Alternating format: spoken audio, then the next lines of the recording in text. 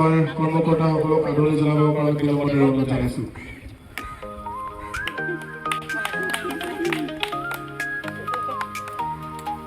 আমি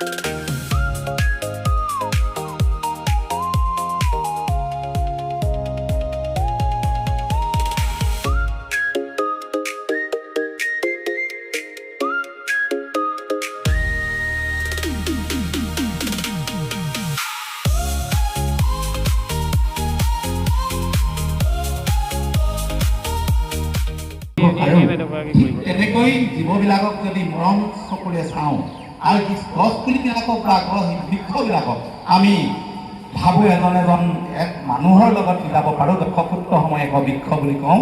সেইকাৰণে গছজোপাই প্ৰাণীৰ প্ৰাণ, গছেই আমাৰ আমি পৰিৱেশন কৰিবৰ কাৰণে সন্মানীয় শিল্পীসকলক অনুৰোধ জনাইছোঁ।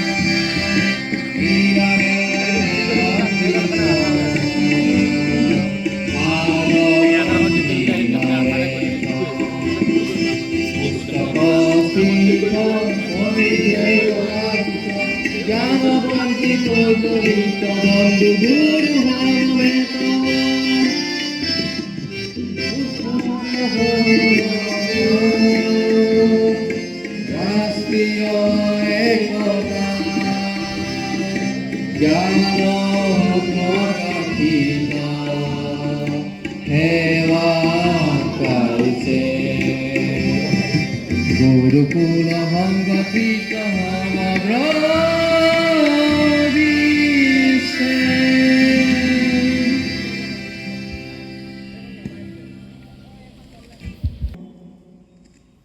আমি আমন্ত্ৰণ কৰি অনা পৰিৱেশ নিকাকৰণৰ বিশিষ্ট ব্যক্তি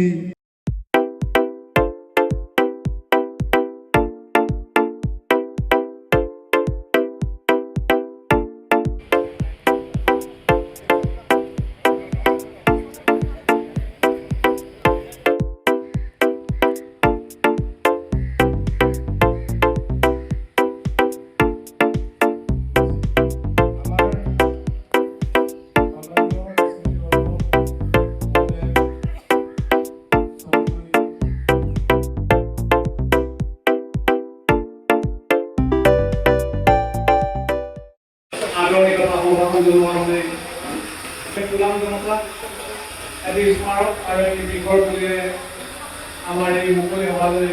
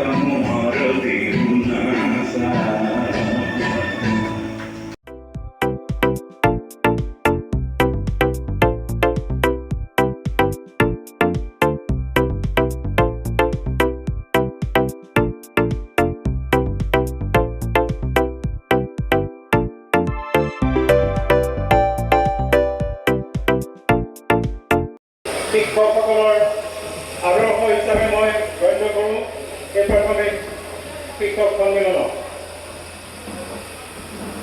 অসমৰ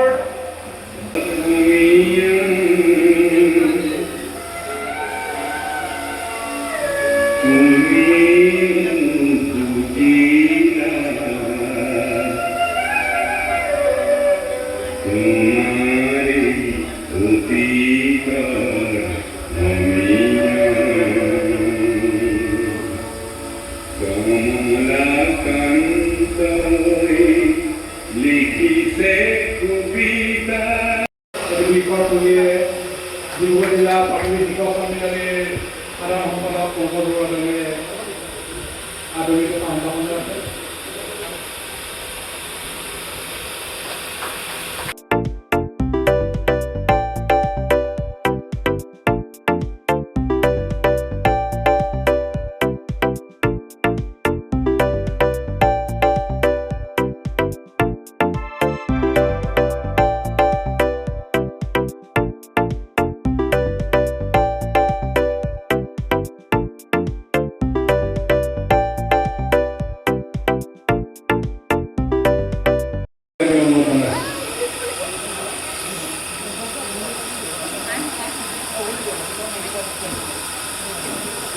উঠি যাওক না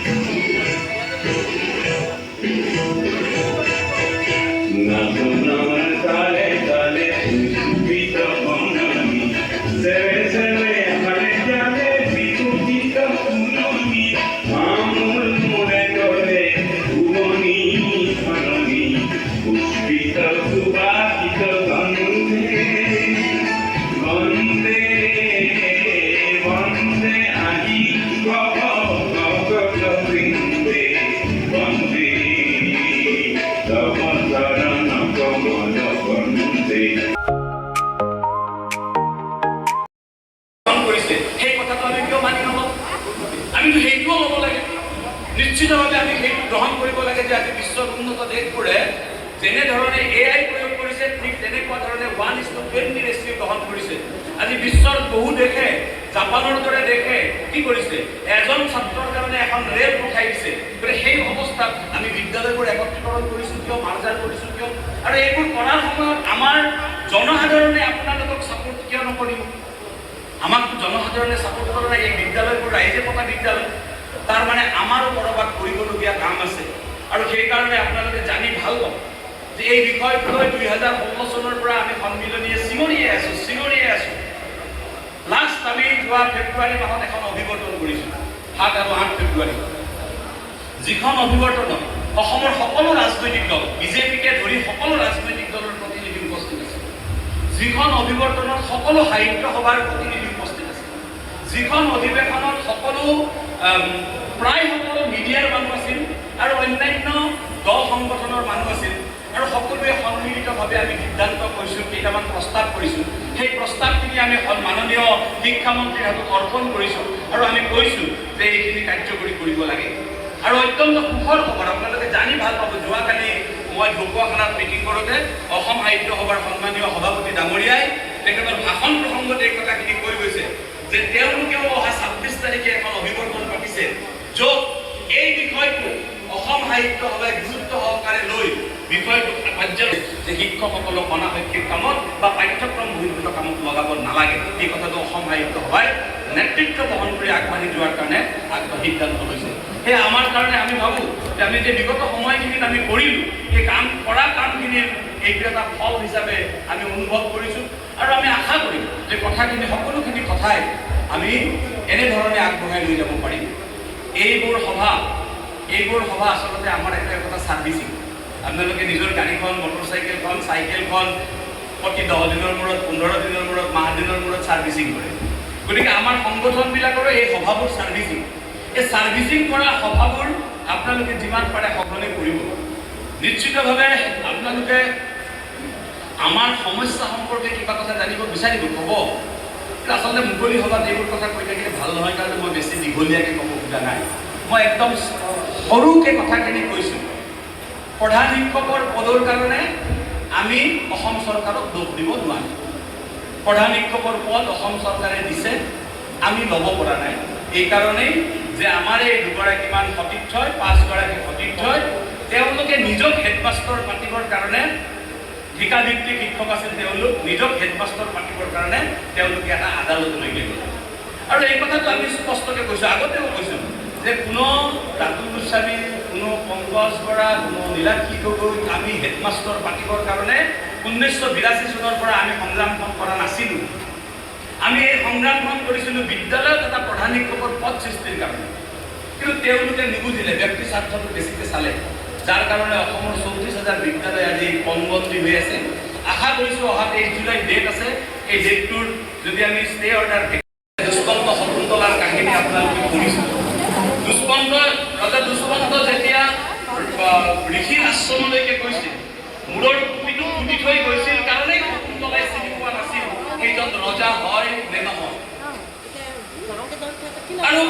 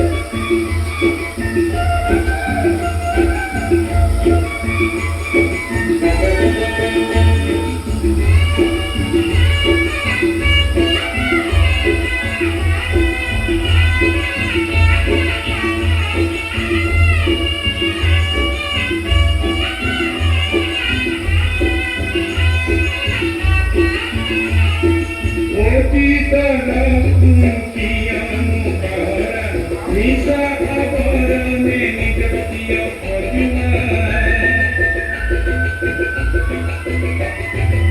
অতীতর কিয়ন করা নিশা আবরণে নিজ প্রিয়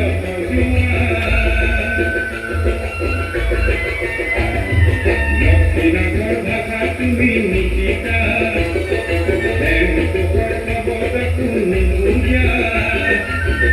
প্রিয়া সেই বুলি সুরা প্রিয়া নাচ গীত পূজা কি হরে রাজিনী সাহসনিয়া কি হরে রাজিনী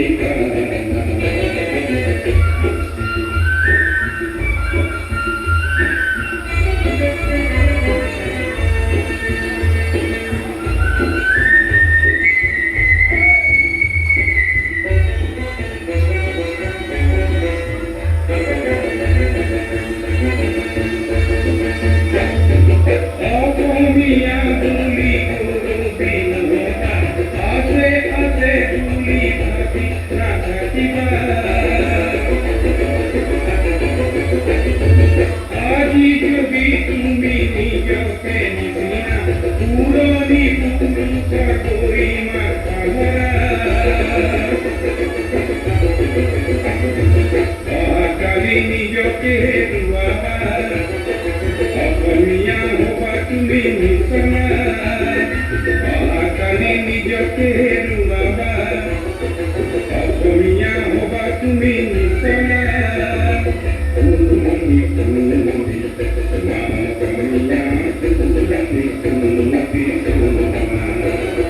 সংগৰে পিছে নাম পুথিয়া অসমীয়া হবা বুলি দুখীয়া পিছে দেখো শংকৰ